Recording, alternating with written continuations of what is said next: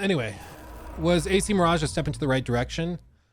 I don't think it was a step in any particular direction, because what Mirage was a DLC that turned into its own game. And it was part of this new strategy that Ubisoft is going to be employing over the next handful of years, which I think is going to have broader repercussions, I'll mention in a second, which is basically just that Mirage was supposed to be a mini experience designed to appeal to old school fans like Jor, like me, who like those old, like Assassin's Creed 2 back when we were teens or kids. That's what it was for. It wasn't supposed to be a big budget AAA whatever. It was meant to be a game that felt like an old school Assassin's Creed game. And so by design, it's like out of date in certain ways. It's supposed to be this old school experience, which I think that was cool to get. You know, it's a cool little nod to their heritage.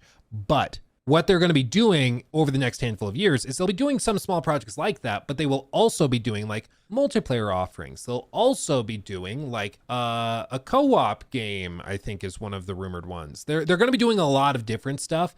And I fear the problem is that players are going to just look in the short term and miss the forest for the trees, because it's hard to communicate this. Because what we do know is that over the next few years, if this is Shadow's big sort of live service single player game, kind of like Valhalla was, where it's a single player game, but it's meant to span like 2-3 years of post-launch DLCs and expansions and stuff.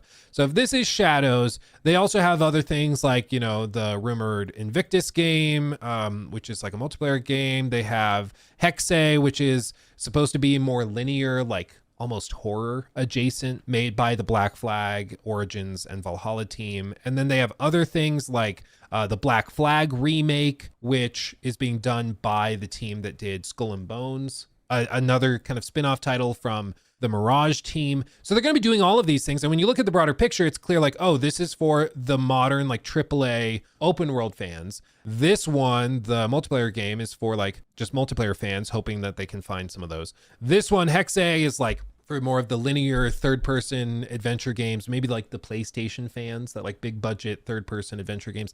That's what this Hexe game is for. And then this Black Flag remake is for old school AC fans. This one from the Mirage team is for old school fans as well, or maybe just more modern stealth-focused fans. And when you see that, each one of these is targeting a different group of players, instead of every year them putting out a game that appeals to the same group of people who eventually get burned out. That's their goal. I fear, and I'm sure they should be worried, is that each one of these is going to be viewed in a bubble. So they're going to put out Shadows. People are going to be like, oh, this is what Ubisoft's doing now. This is garbage. And then next year or 2 years or 3 years, whenever the multiplayer game comes out, people are like, oh, they gave up on single player Assassin's Creed games. They're doing multiplayer now. And it's like, no, they're still doing all this stuff, but they're just trying to do this spin-off game basically. But it'll be viewed as this is the new direction, you know? Same with this one where they're like, oh, now they're going third person action adventure without open worlds or anything like that. And then with this one, they'll look at it and be like, oh, they're just doing remakes now. So I think to a certain extent, it's going to be tough, but they're going to have to,